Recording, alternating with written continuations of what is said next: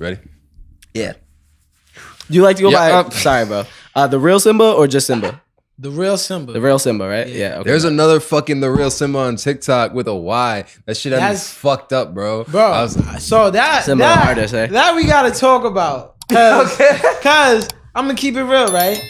I had that shit already from the jump. Yeah. But I'm gonna keep it real. Sometimes you could have somebody that already had a similar idea that maybe had a little bit more resources than you at that time. Yeah. And was able to, you know what I mean, kind of snatch it. Yeah, but in essence, I'm gonna show you something. He couldn't really snatch it because you notice you had to put the Y. I'm actually writing an article on that right now. Because it was already written with the I, because I already got my ASCAP and all my publishing. Okay, yeah. With the I, so I don't know. But I don't know if that's the case. But there's a trademark infringement argument for you if that is what it is. You know what, fuck it. With that, we'll just roll into the pod. Yo, we here, episode fucking 47. I'm here with my guy Cruz on my this is how we doing it? Yeah, facts. We switched seats because he kept complaining that he was too shiny because he was too close to the light. But it's bad. Yeah. So you know, but this is a weird way to start. No, but it's not. You good? You said you was looking like the Fantastic Four, the silver.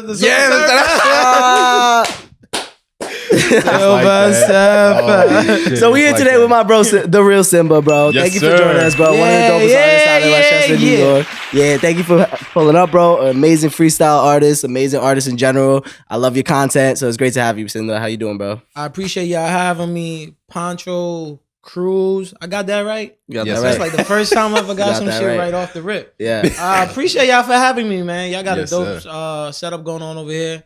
I always want to be a part of like great, you know what I mean, like-minded creators moving in the right direction.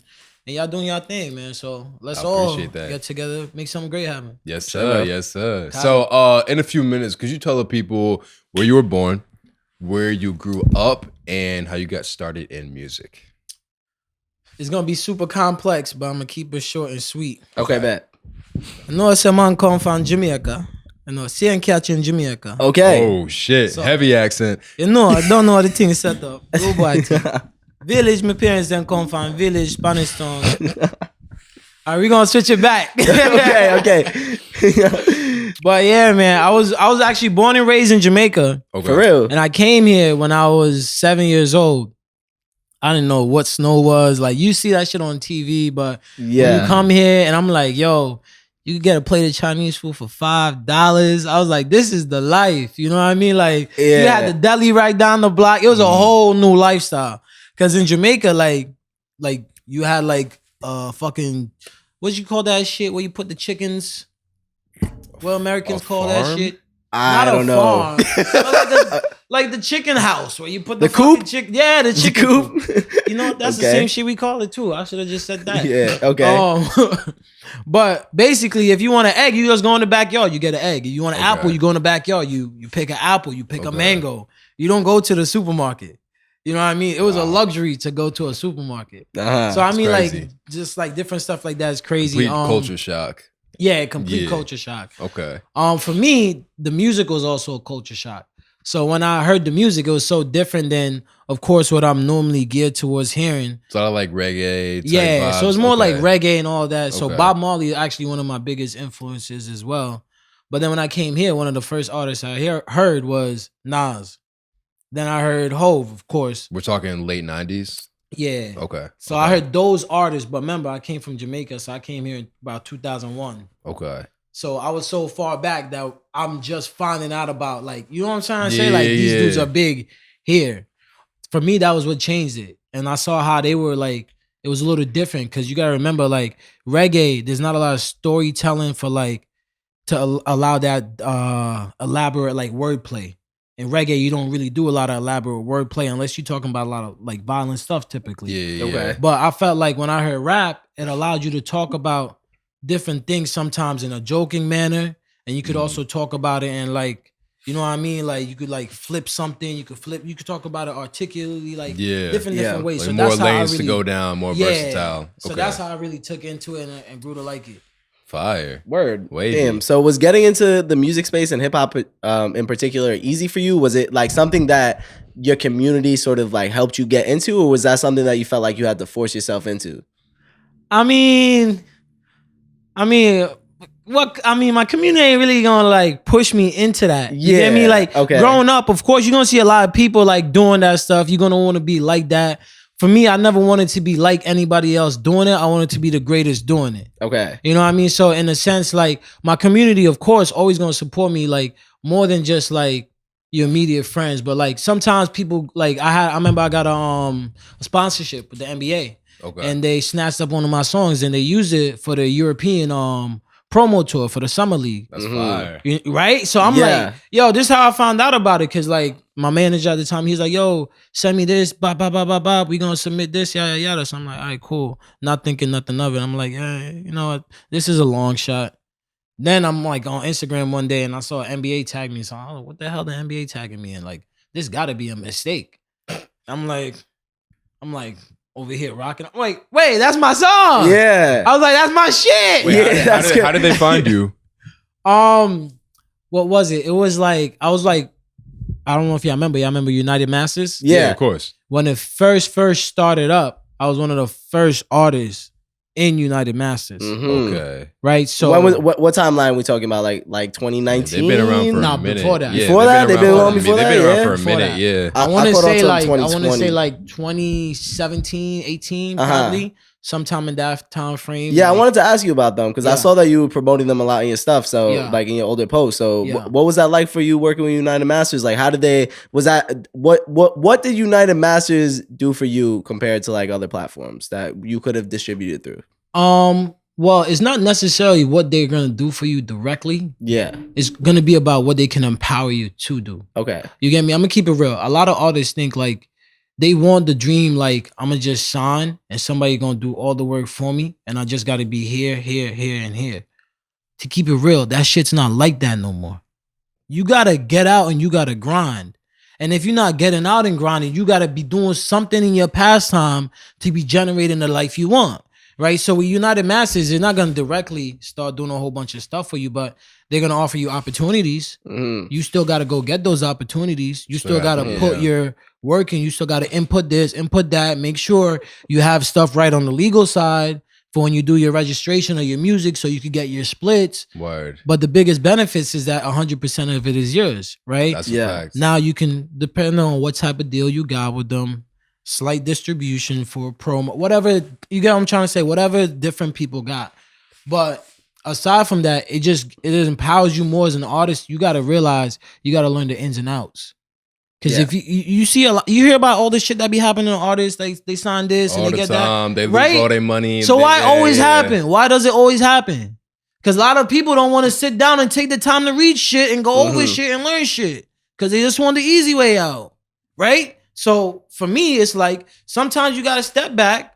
Sometimes people say you take one step back so you can take two forward, or you take one then you take three, and then you know what I mean. Like sometimes you got to be able to approach a situation from the outside. So that's what I did with them, and I took a chance on myself, and I said, you know what, I'm gonna do this. But not only that, with the United Masters, not only just the distribution, the type of opportunities they give you, like possibly an NBA sponsorship, like having your song in 2K or whatever it was.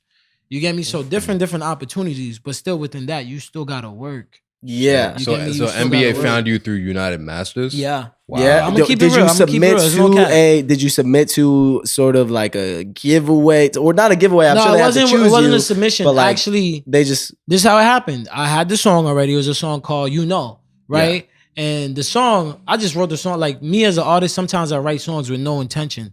I'll just hear something and I'll be like, all right, this is what this is going to be about. And I'll just start writing. Word. So with that song, I just wrote that song and it was just out there and it was a rocking song. It was like, I was performing that song. It was a tough song, but it wasn't even no like killing type, run up on the ops, cause I ain't really like that. You get me? Like, not saying that I ain't grow up around that cause I'm from Mount Vernon, of course. So that's the hood, right?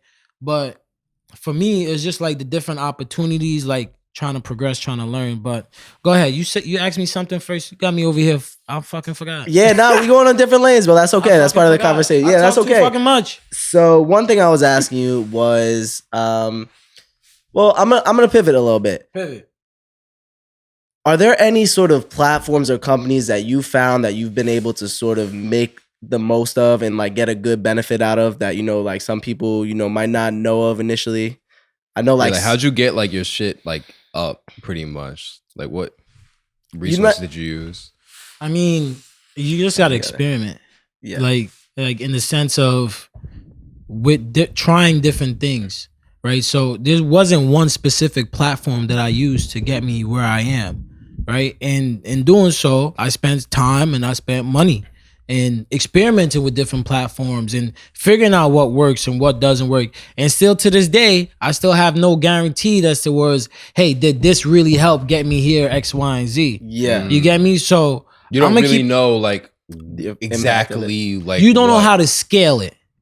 I'm gonna keep it true. Or track it? Is that in the sense of a lot of times when you have like in terms of you can pay $100 for an Instagram ad. Okay. And you'll know how to scale it because it'll tell you a demographic. All the metrics. It'll tell you all the metrics. Yeah. But now if you go to like, let's say there's a platform that's a distribution, but they have like certain events and whatever it is, and you give them X, Y, and Z for this. But then at the same time, it's like you're spending money, but how do you really scale? What did they do? You get me? You can use like these marketing agencies online with Spotify. Yeah. Right. And they say, okay, we're going to give you X amount of plays. But people that want plays is looking at it wrong. You want organic interaction. That's a fact. So now somebody puts bots and not actual fans. But now you have people sometimes on their Spotify, 100,000 listeners, 1 million listeners, but I ain't never heard you. I'm not saying I listen to every single thing, but there's no way you're going to have 1 million listeners and me that listen to so much genres of music ain't even hear a glimpse or somebody else or seen it online or I'm gonna keep it real.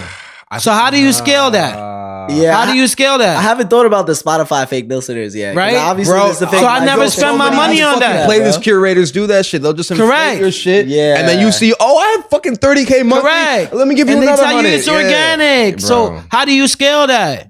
You got somebody spent $500 to do that. How do you scale that? For me, I'm gonna keep it real as to see what I thought or what I think benefited my career. Yeah. I started taking it into my own hands. Yeah. Rather than looking for outside marketing, I started doing my own marketing. So how do you spend your money to like promote a song? YouTube ads. Really? Google ads. Instagram ads, Facebook ads, really, TikTok. How do you choose which posts to do in your organic? You gotta let it be. I'm gonna take what I see. Sometimes people don't like asking for help, and sometimes people don't like taking help when it's right in front of them.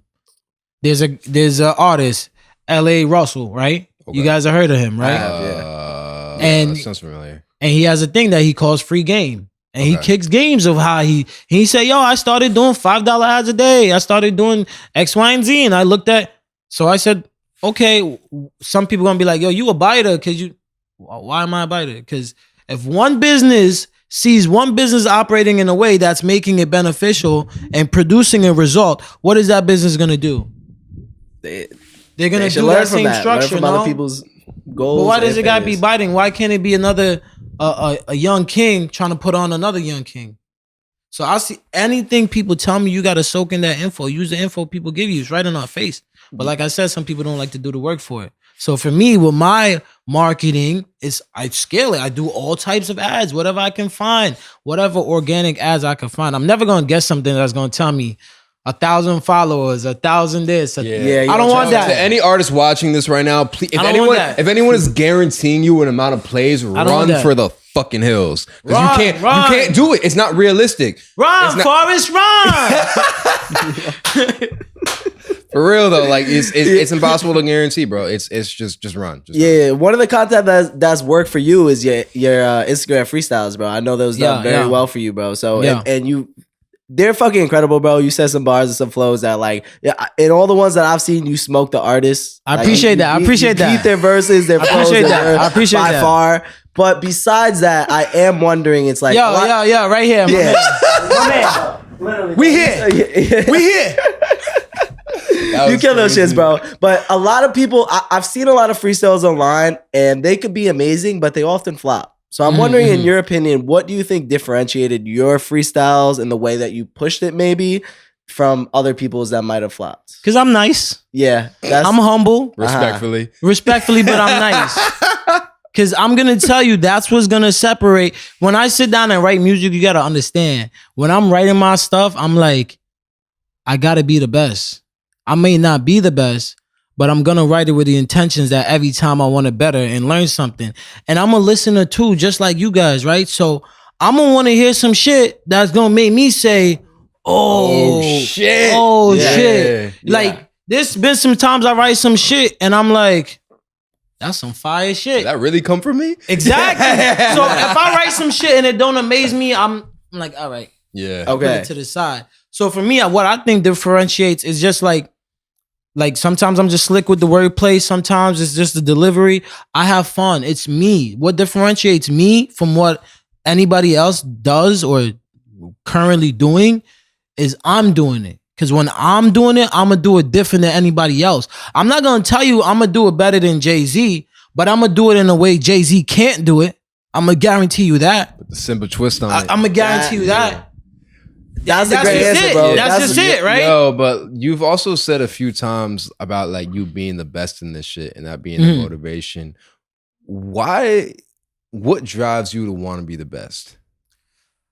I would say for what I envision when I think about music to me is deeper than a lot of times people gonna gravitate towards this because they want money, they want fame, they want the baddest girls, they want all that stuff. All that's gonna come with it, right?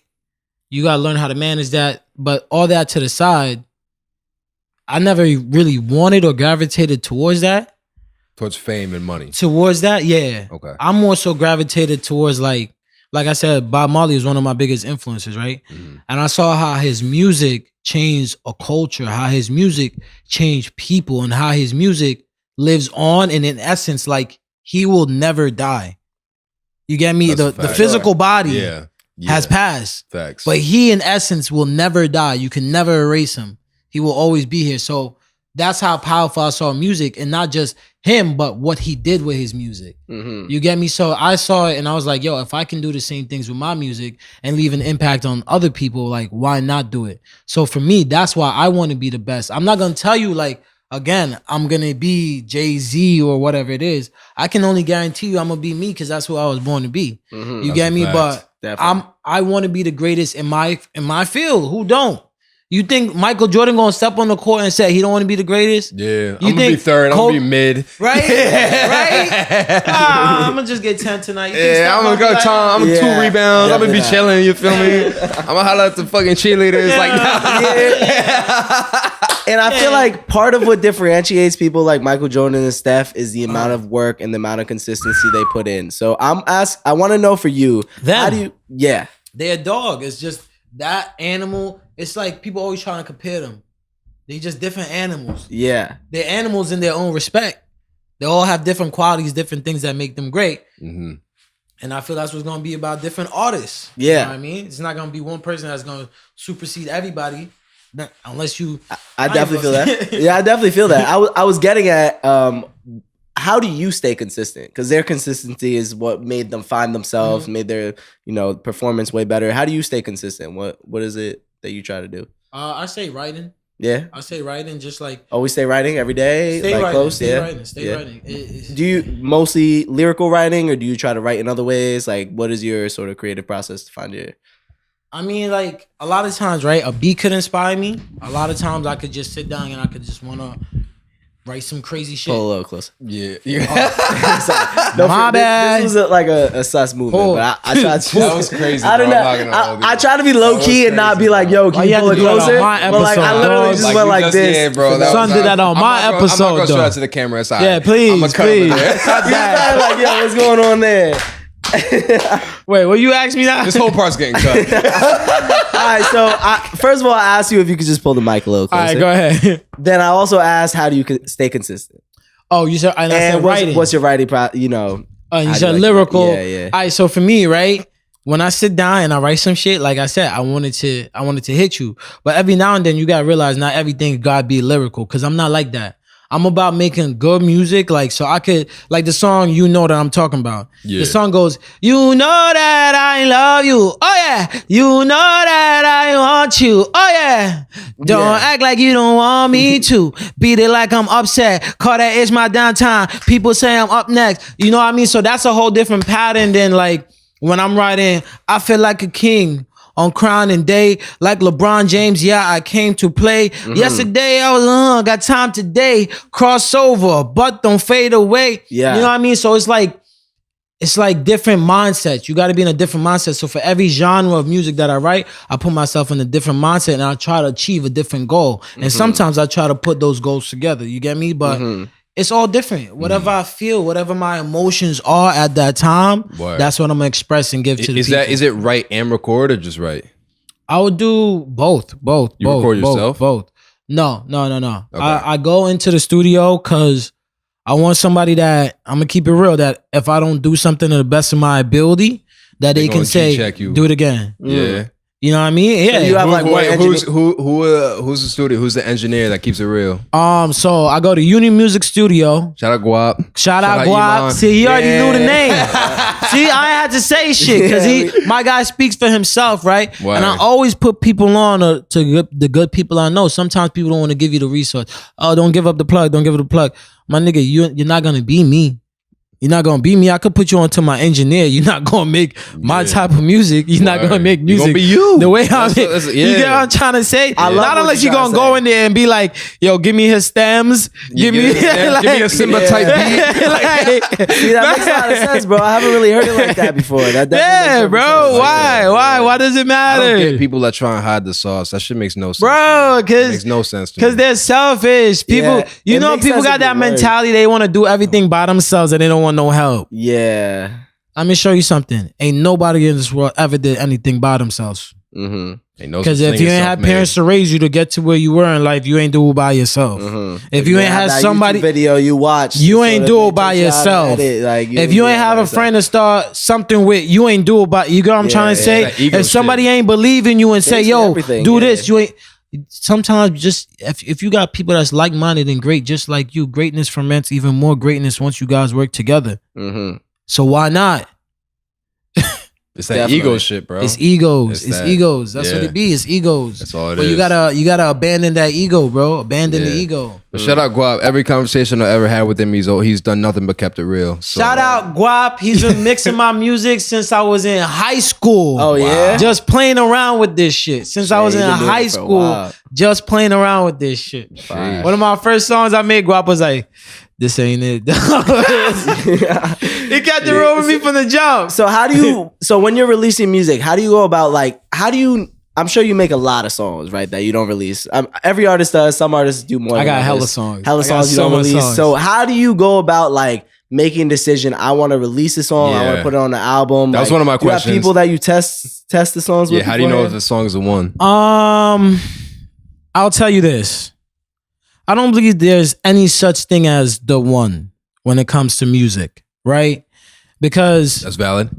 A lot of times we can say this is the one, but maybe you just didn't have the correct budget. Maybe you just didn't know the right people to market it with or the right demographic to appeal to. And maybe that's why it didn't hit. And maybe you weren't consistent in the previous marketing that would have snowballed to this one. So who knows which one is the one? I just go based off of what I'm feeling at that time, right? So I'm gonna keep it real. Is the main driver to what you put money behind. Correct. Really? And I'm gonna go off of if I put a certain type of, and I'm never gonna change who I am. So I wouldn't say a certain type. If I show people different aspects of who I am, and let's say that appeals more or that type of music gravitates more, like I was saying earlier, I'm gonna know how to scale it now.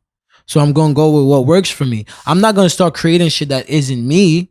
I'm gonna put out my organic self out there, and I'm gonna see whatever aspects of me people like more, and I'm gonna say, okay, let me put more into this because this is what's showing me more organic results. That's real. So you know, just real quick on that. So you don't really put too much power in the opinions of others when it comes to your music. No. Why would you? Really? Why would you? Think about this. Why is there different genres of music? Everyone has different tastes. Correct. Yeah. Right? Yeah. So that sole fact alone, even you can have R&B listeners that listen to nothing but R&B, but all different types of R&B are inspired by other genres of music. Yeah. And other styles and samples and all of this other stuff. Mm-hmm. So it's like, how you going to say like, what's going to be the best or what's going to be, I'm going to put something out. If you like it and you listen to it, I'm going to say, you know what? Let me try something else along the lines of this. Yeah. And if 6 more people like it and listen to it, hey, I think I'm moving in the right direction. That makes sense. That definitely makes sense. Yeah. I was listening to a Rick Rubin podcast yesterday and he was talking about how like he never has a perspective where he's like, all right, this is the one. He always feels like I'm making something that I want to hear. And if other people happen to gravitate it, then great. But like you can't predict. He said we're not smart enough to be able to predict what other people like. Like that's a fact. That's a fact. And I thought that was an interesting way of putting it. That's a gem of a quote. That's a fucking gem. So you can't. Shout out Rick Rubin, his barefoot ass fucking dropping gems all the time. I'm gonna tell you what. All the time. Look, you asked me which one. How do I know to say which one's the one? Right? Yeah. Every artist out there is gonna agree to this. Almost every song you write is the one. Because when you're writing it and you feel great writing it, you're like, this is the one. Oh, this is the one. Yeah. This is the one. Yeah. And then you post this shit and you get 100 views. Yeah, 37 million on YouTube. Shit. Only people comment your mom, your grandma. What are you gonna do? Hey, go ahead, honey. Go ahead, boo. You coming to Thanksgiving? You coming over? God damn. Nah, it's really like that. You don't ever know, man. You just gotta push forward. Put the shit out, bro. Don't overthink it. Put it out. And I'm telling you that. And I hoard music. Yeah. That's all I do. So how has your songwriting process evolved over the years? It's only become more intricate. Yeah. I would say like, sometimes you got dumbed down music. Sometimes you just gotta learn a different way to phrase things that people can catch it and say, oh, it's still tough the way he said it. And it's not too straightforward. Cause I don't really like to come at people direct sometimes if I'm trying to say something lyrical. Like sometimes I say stuff, I'm gonna keep it real, go over people's head. And people be like, I didn't really hear nothing. Like I said, Top Gun, I'm a Maverick Doncic, right? And then somebody was like, oh, yeah. But Top Gun, Maverick, Luka Doncic of the Mavericks. Right, so I didn't even catch it the first time. Right, I honestly, but it's just too. I'm gonna keep it real. People tell me, yo, it's too intricate because I'm not gonna. Yo, I've had I know a lot of lyrical artists that I say like, yo, like I feel like a part of me is dying because it's like I want to be lyrical, but today's market won't even receive it. You feel that way? I feel. Keep it real. I'm from New York. I don't do drill. Right. No, not that I'm saying like drill is anything wrong with it. Again, I respect anybody doing any type of music that they want to do within respect to however they want to do it. Word. But that's going to be what people are going to say, oh, this is it. This is the one. Because if you put out a song that's not drill right now, what are the chances in New York? In New York? Yeah, it's got to be on something like that. Because if you're not... I don't even know how to do the dance. A part of me, oh, you don't know how to fucking get started? All right, that's a comment for another day. Part of me hates hearing that though. There's an audience for everything, but I know what you mean. I know what you mean. Like the shit that's hot is... But you still got to put it out because think about it. When you say, how do you know which one's the one? You could easily get a drill beat and say, this is the one because that's what's being played a lot most, right? Circulated. Or you could do something that may oppose to that and people hear something refreshing. You get me? So for me, I never change my music towards what people are going to want. That's going to sound so crazy because music is supposed to be for like, you got me? People are supposed to control what they want to hear because they're the listeners. But you started loving my music because I started just showing you me. So at that point, allow me to continue to show you me throughout my growth as well. You can see the beginning me, and that's a different person because I'm experiencing different things. Now I'm growing and growing. I'm experiencing different things. I'm gonna put that in my writing. So you're gonna hear different parts of me as I grow and as I write. I'm gonna only get better and better. Different things I'm gonna be able to write about. You get what I'm trying to say? So I 100% do. You definitely seem like you have the mindset that's very motivated towards like embracing your difference and making yourself your own artist. And that's that definitely makes perfect sense. I never pride myself on being a rapper. A lot of times I would go to interviews and people would say, oh, we have the rapper, and I will always say, and like it would sound so facetious. I'm like, I'm not a rapper. You get me? I think rapper has a negative connotation. No. And that's why a lot of people now take it as a negative connotation, but just take it for the definition of what it is. A rapper is somebody that's gonna like, you got me, rap to you. I don't only rap. That's why I always tell people like, I do R&B, I do those. I remember good times. Yeah. Hey, okay. This one for the ladies. Ready? Yeah. Conversations on my phone line. Two things I don't waste is my money or my time. I'm about to sample that shit. Go ahead. I got my ass capped. I got you with the splits. I got you. Yeah. Oh shit.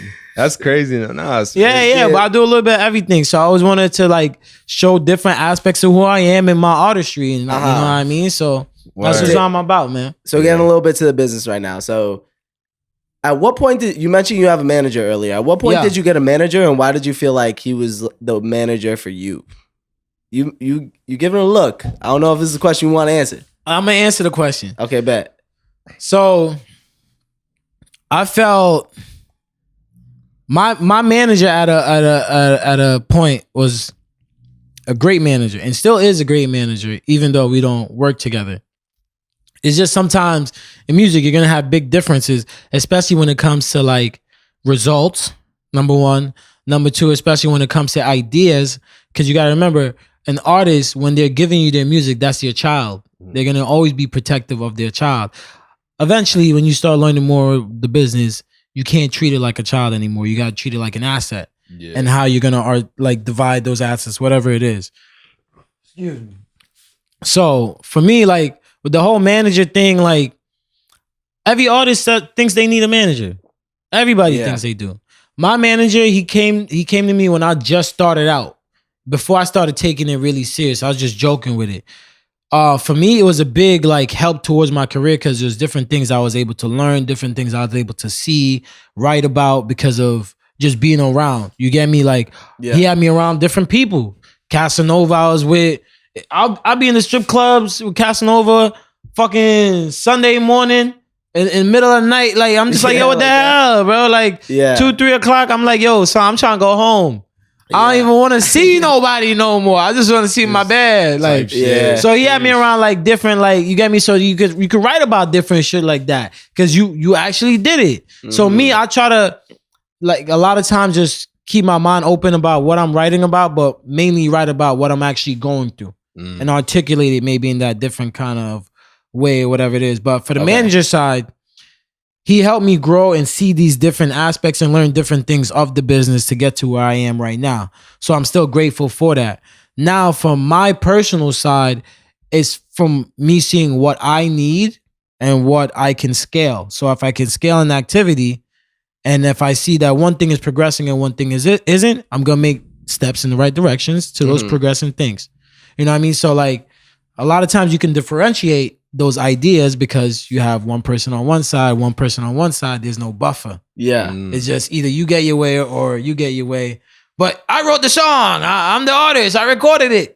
But I'm the manager. I do this. I front this. You know what I mean? So I'm just like, You said front that? Yeah, I was going to say fronting is for like when you put up money, when you got front the money, you got to put up the money. Yeah, so you got a manager doing that at some point? Like, of course. Wow, I was working. I wasn't bullshitting. I was doing this 24/7. You know, we've interviewed a couple, I think 3 or 4 managers, and each one of them said that you should not put up money for. And I will say something, and this is why I still credit that man to this day, because a lot of people won't do that.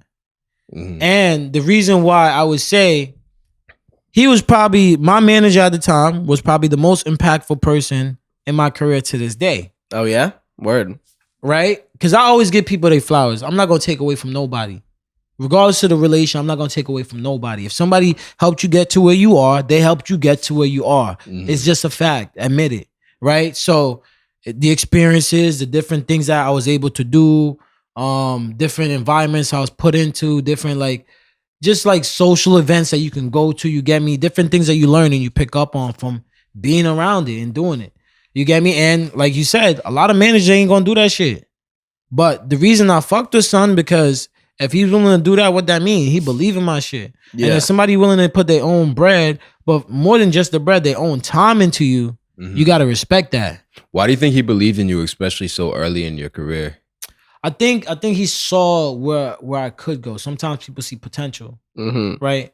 And sometimes people see potential, and then sometimes people will also see like the skill. Then they'll see the passion, and they'll see all the key assets that go with not just the potential. You get me? Because everybody can have potential. I think everyone has potential. Yeah, everyone does, but not everyone acts on it. Not everyone goes. A lot of people potentially want to be in shape. Yeah. But they don't want to start a business. That's a good way. Potentially want to start a business. Being in shape one is a good analogy. Nah, that's a great, bro. Everyone thinks that. Yeah, for real, right? But in shape is a good one. Everyone feels that. Yeah, everyone says that. Yeah. I'm gonna. I'll be seeing Instagram. Post a picture and your body was giving body. That body is not giving body. Some of those bodies be giving Freddy Krueger.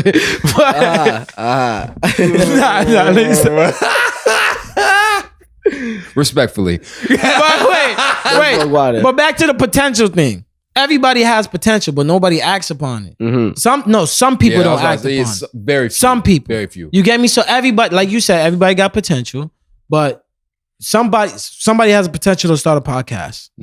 They don't do it. You have a potential to start a podcast. You act upon it. You do it. You have a podcast now. You get what I'm trying to say? Like, definitely. So in terms of that, it wasn't just the potential, but he saw like the grind that I wanted it. I wanted more than just fame, and I didn't want that. You get what I'm trying to say? I wanted my name to live on. I wanted to forever cement my name in history. That's why I do music. Yeah. What I look at, what am I good at? What am I great at? What am I astounding at? What can I be legendary at? This is what I feel God put me here for.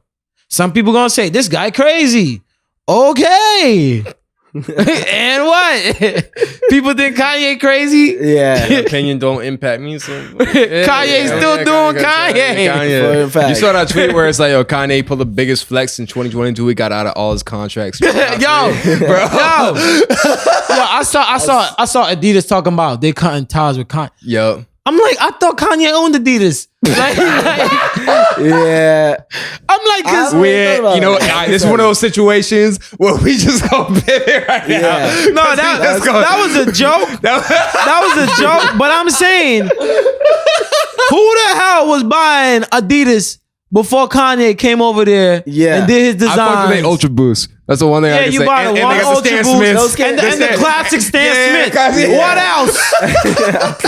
Yeah, nah. And where they get that Ultra Boost design from? Did they get it from Kanye? Yeah, I'm not about What's in the Yeezys? I'm gonna talk about What's in the Yeezys? What's in the Yeezys? Boost? Why you think they call it the Boost? Shit, I didn't even think. Oh fuck! It's the same foam that they put in the Ultra Boost and the high key we ain't gonna take it there. Anyways, one thing I do want to ask though is I did the due diligence of Googling your name and realized, this article, publication, article. Oh shit, this man has mad fucking articles. How did you even get all those? I was working like.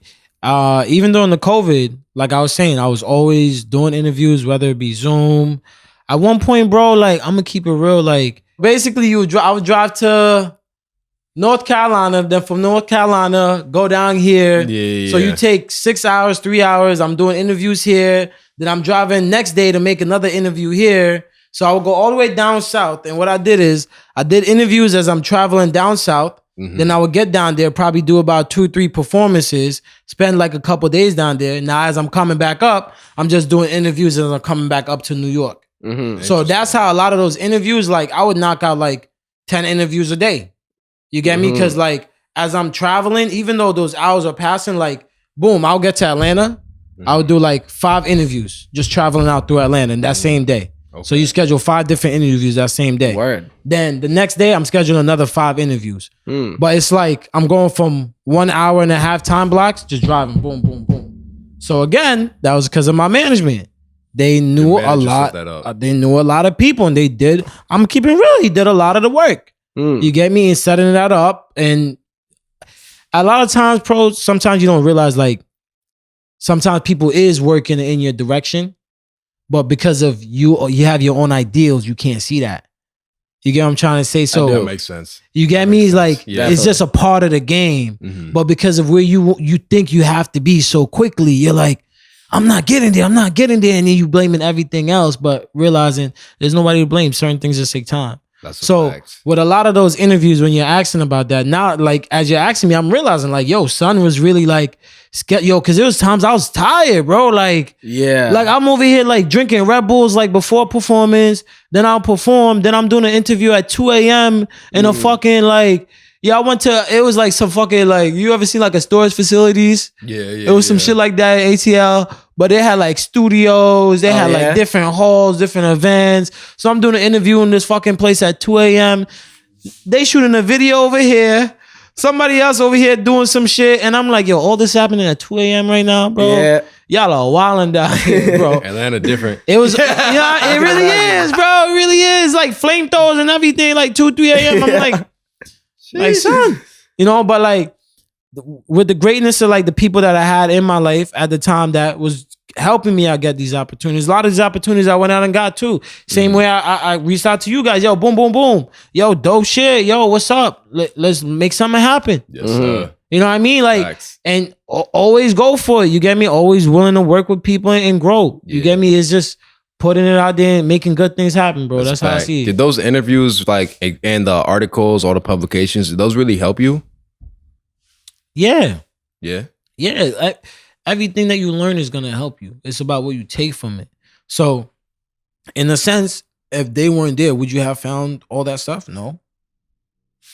Right? Anybody else that goes to look for it, they're not going to see it. It's some type of cosign. Did it help me? Like, if somebody's writing about you, I feel like there's like a reason they're writing about you. You know what I mean? So, like, now I'm more likely to take you serious. Even if I don't read it, if I see an article about you, I'll be like, all right, like, there's a little think about it. There's something about it. If they didn't write that, you wouldn't even have the ability to ask me that question just now. Yeah, for sure. So did it help me? Yeah. It gave somebody else read it too. Yeah. Somebody else saw it too. Yeah. You know what I'm trying to say? So it's worth the work. Every little stone like helps you go farther and farther. You know what I mean? Like, don't ever look at anything too minuscule. Like, you know what I'm trying to say? Something. That's why when you ask me like, yo, how do you know if this helped you? I don't know. I'm just going to keep doing things that I think are helping me. Yeah. That are producing me a result. That's all I'm going to do. What else? You stick your hand in fire, it burn you. You move your hand, right? It's just like that. If I do something and it's bad, okay, it didn't give me the results I want. How do I redirect? How do I pivot? That's all I'm gonna do. That's real. But it did help me. I'll say 100% it did help me. Yeah. There's articles about me. I'm step by step. Because we gonna go back. Because when I make it big, we gonna go back to the 2018, 2019. Because I was grinding. I didn't do it overnight. About that. Yeah, I was grinding. And you get me? Like, you're obviously like media trained to at least some extent at this point because you killed this interview. So like I love your personality. Or you just love talking shit. Yeah, I just talk shit, bro. I'm not media trained. You're confident, bro. No, y'all be asking me one question, I'll be over here. I'm just like, I just be talking. I just be chatting.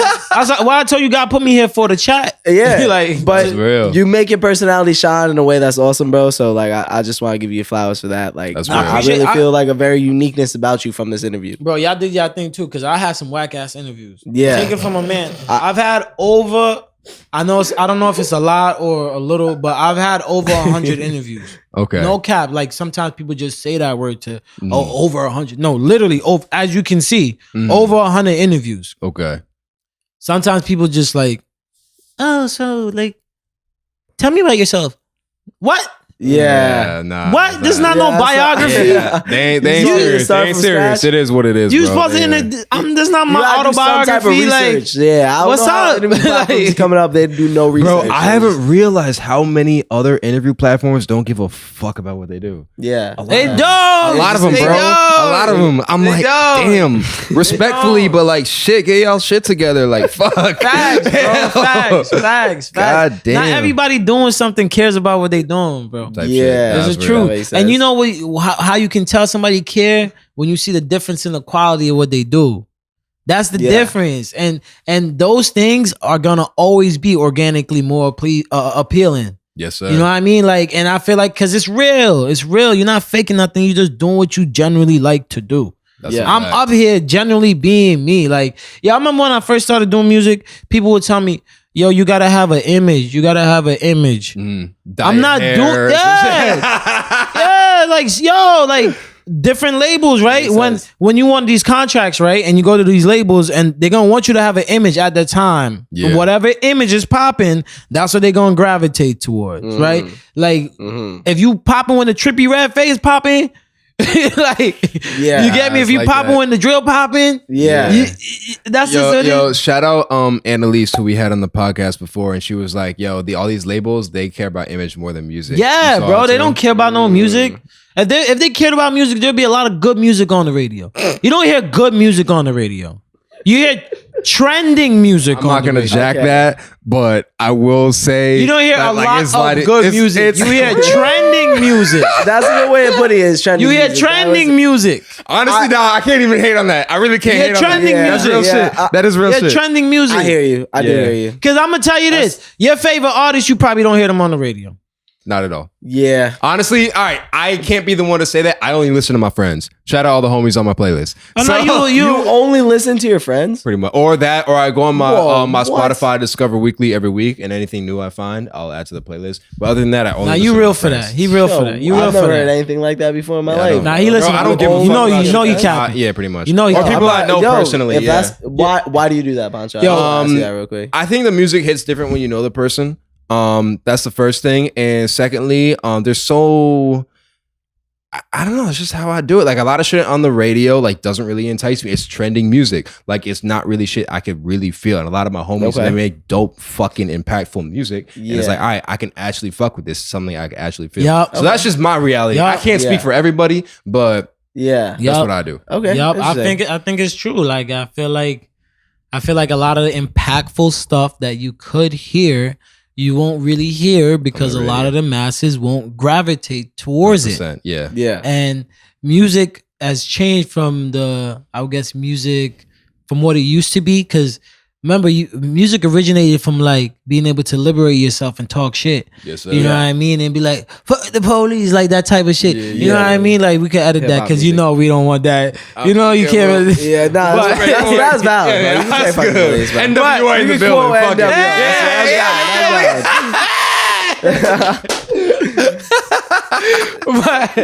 but you know what I'm saying? Like that's how it started. But now I feel like it's more the music industry. It's a business. Industry. It's all a business. It's all a business. It is what it is because I feel it's America, it's capitalism. Everything's gonna be a business regardless. But it's more business than about what music, I guess, what I feel it should be about. Yeah. Because music as a culture, as I said, Bob Marley. Bro, I watched a video of Bob Marley, or even you watch DMX. Yo, they be having a whole continent like over here like this. I'm just like, how you have this much people that's coming? Imagine you have over 100,000 people, 1 million people coming just to hear you say some shit in a mic. Yeah. Bro, I remember that hit me when I went to a Firefly Music Festival in Delaware. Great fucking experience. And I'm like, yo, there's really 60,000 people here to see Kendrick. That shit crazy. Yeah. That shit is crazy. I didn't know you went to music festivals, Pancho. So now think about this, right? I love festivals, bro. Yeah. And I'm attach that to what I said. You hear a lot of trending music. Yeah. So imagine you can have a person that can gather a mass of 600,000 people. And then they get on the mic and they say some bullshit. Yeah. But what did you just do with your music?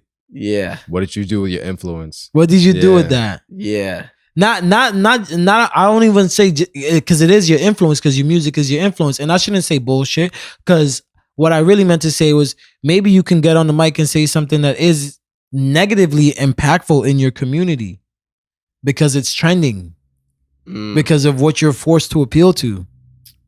But when you make the music that you actually want to put out, it's more so that it's not appealing to the masses.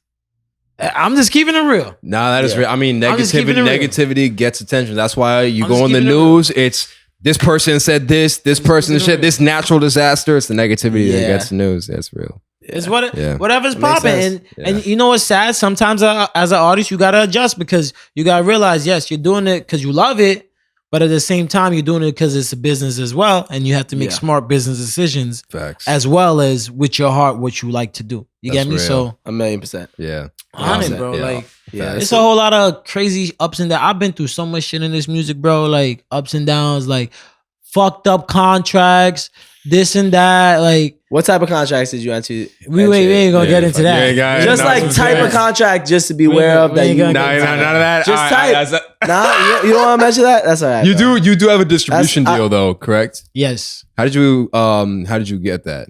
Also, I know the train is like. Yeah, I'm not worried about that. Cool. We're not worried about that. In regards to the contract, I learned if y'all don't know, I'm sometimes you studying the legal space. I'm in the lawyer. He's gonna be an entertainment lawyer. So I saw that. That's dope, bro. Like I said earlier, just read. Yo, knowledge is so fucking powerful, bro. I tell people that, like, if you think about just like reading and writing, it's the essence of the world. You get me? Like, because whatever somebody wrote 100 years ago in the Constitution is what we supposed to abide by today, right? That's a fact. You get what I'm trying to say? Like, so just read what somebody puts in front of you. Yeah. It might take you an extra, hour, 2 hours, even if it takes you a week to truly read. And not only read, understand. Ask questions too. Ask questions. Google shit. You get me? Yeah. Sometimes people, you know what it is? Like I'm gonna keep it real. I remember I started out, and this was like a while back. Like, let's say it's this how it's presented. Cause you gotta remember, when you young and somebody put a paper in your face and they say, yo, we gonna do this, this, and this, and you gonna be on stage. You assume the paper says that. 6 to 12 months, and then the paper says whatever number it says there that gonna make you go, oh shit. You know what I mean? Then you gonna go, it's like 200,000? Because you gonna say, I ain't got shit now. I've heard that so much from artists. It's like, yo, like, but what other options do I have? It don't even gotta be 200,000. Sign this management. I know somebody that took a. I don't have anything else now. What else am I gonna do? Yeah. So y'all you see YK Osiris talk about that shit? Nah, I haven't. What I used him on the Breakfast Club talking about how he fucked up the bag and how labels. For what type of contract? Dirty. I don't know what type of contract. It was a label, but it was. Look at Megan Thee Stallion with her contract. It was a what? Megan Thee Stallion. That was like back to 2020 type shit. But that's another. All of that to get out. There's too many examples, bro. NWA. And then think about this. NWA happened when? So long ago. Then Megan Thee Stallion happened. So what that showed us? Yeah. You already knew about this. Yeah. You could have learned from that experience. Granted, you can't always blame the person. Yeah. Because sometimes these people could come to you when you're in a fucked up state. That's why I don't ever judge it, because it's like, yo, bro, you take a kid from the hood who's on fucking food stamps his entire life, and it's like, yo, we gonna give you 100 bands. I don't need to live here anymore. Why not? So it's like, I get it. I get it. Yeah. Educate yourself, please. Not, but I understand why these situations happen. Yeah, for sure. And as somebody that's in the space of like reading contracts for a living at this point, it's like, I'll read something a couple times and not understand it. I have to ask somebody. I'm like, yo, what does this mean? I asked another lawyer that's been doing this for 20 years. They're like, they could be able to take this sentence that doesn't really make sense in normal English, but be like, all right, this is what it's trying to say. And this is what a judge is going to interpret it to say. Yeah. So it's like, you wouldn't understand it as a traditional like sort of person until you've asked somebody that might be able to. That's why they have layman's term. Right? Yeah. So layman's term means a term that everyone generally can understand. Type shit. You get me? So like, but I'm gonna keep it real, right? I'm gonna argue the fact if she hadn't signed that contract, would she still be Megan Thee Stallion? That there's no true answer to that. Correct. You don't know. Don't know. Because it was a messed up contract, but it still got her to. It's like, if you don't have the leverage to get yourself a contract that will be worth it to you, or something that's like fully always going to be in your interest. That's two different conversations. Think about this, right? That's two different. That's understanding versus you not having leverage. If you don't understand, that's one thing. Different. If you don't have leverage and you just got to take that. I think that's two. I think what he's saying is two different things. Because leverage is, you have to understand what you have to even have leverage. To even know what you're going to try to go against or try to debate or try to argue if you don't have that leverage. Even I will say this though, even sometimes in these contracts, it'll say X, Y, and Z, and sometimes, as you just said, I can read it and then I won't get that interpretation. I also study law. So for real. Yeah. So You get me? That's what I'm saying. Like, I'm learning, like, even though it's going to take me time, it may take me a little bit more time, being that I'm doing a lot of this stuff, like, on my own, learning on my own from the different collectives that I'm working with and building as I grow. It may take me a little bit more time, but I feel like this is the way it's intended to be for me. This is my process and it works. But like, even that contract, sometimes somebody told me something great. Something happened to me with a contract that I didn't interpret, didn't read the right way, cost me about $25,000. And the person that helped me get out of the contract said to me, hey, guess what? It only cost you $25,000 to learn this lesson. Mm-hmm. That's one way to put it. Learn from me. Learn from me. Yeah, that's real. Yeah. That's so real. that way it don't cost me $500,000 down the line. Yeah. Word. So that way it don't cost me $1 million or 10% or 50%.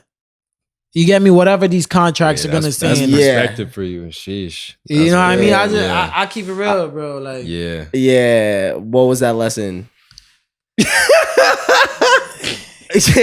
You about to save somebody else $25,000.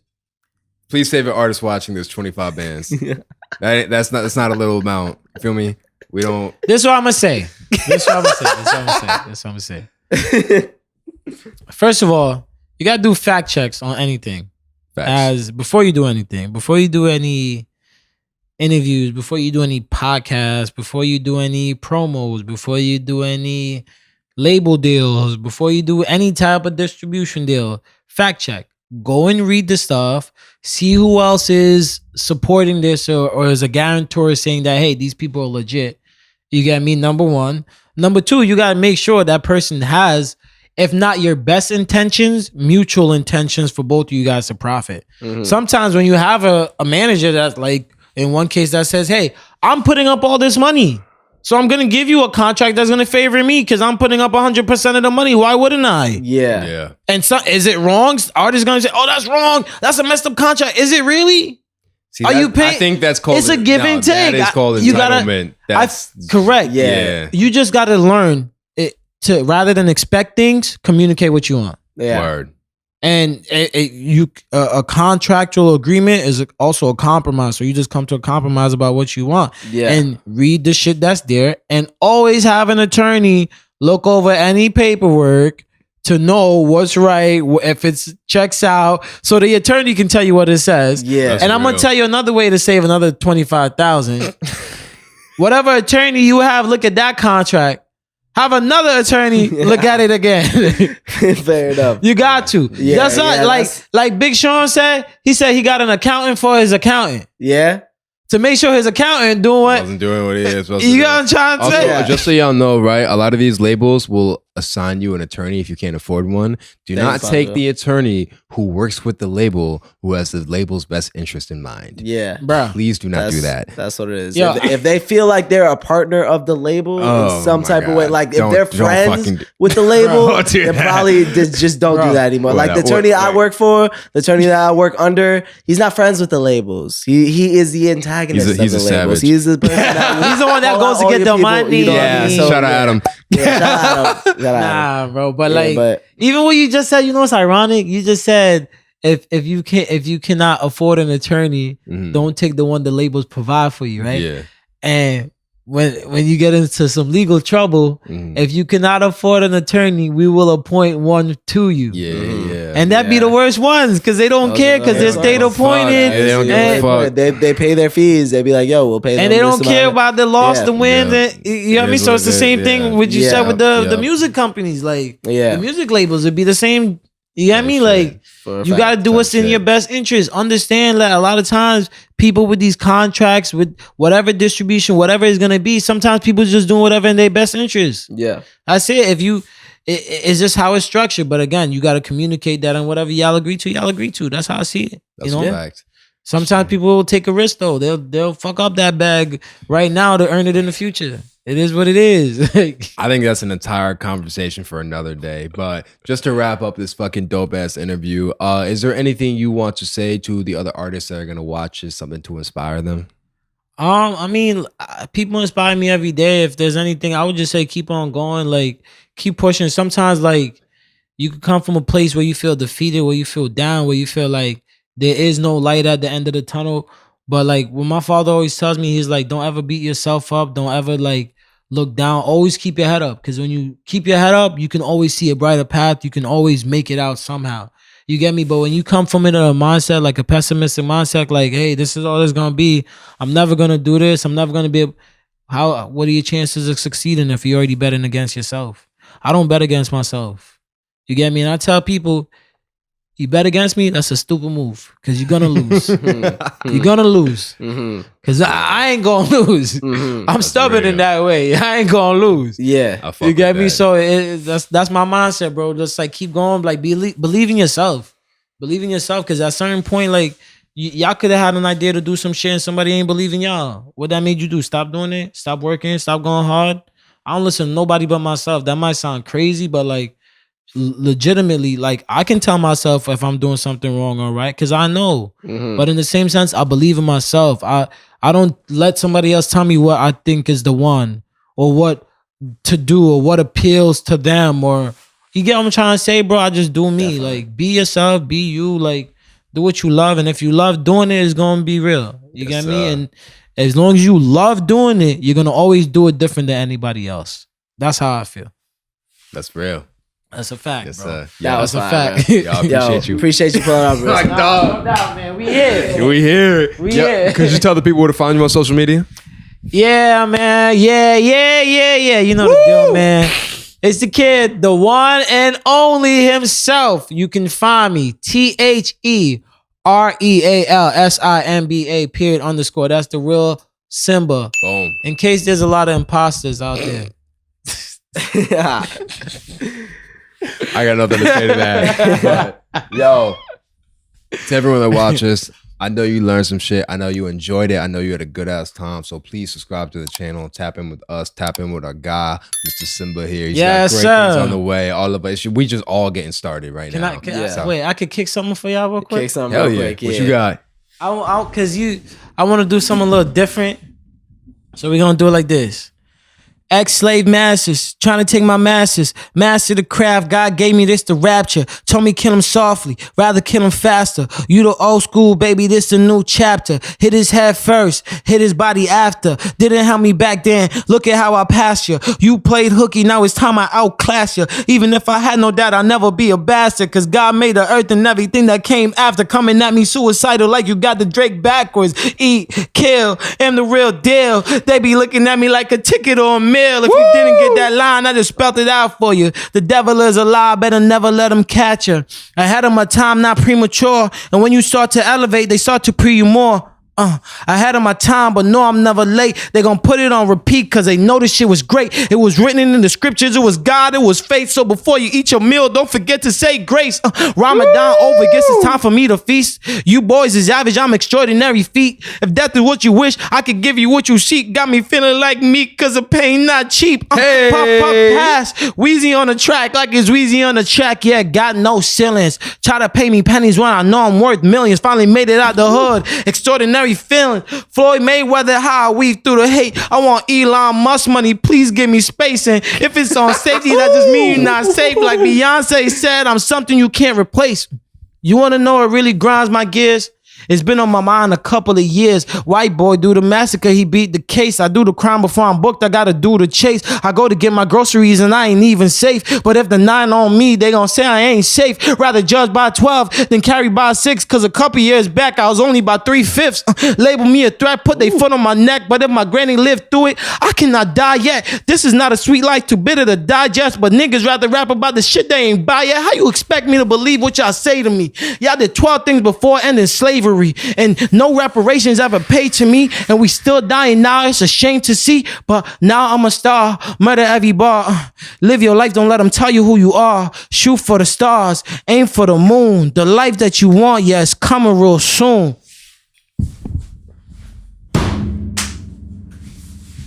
We off this. We did 12 things before we ended slavery. It's fucking... This.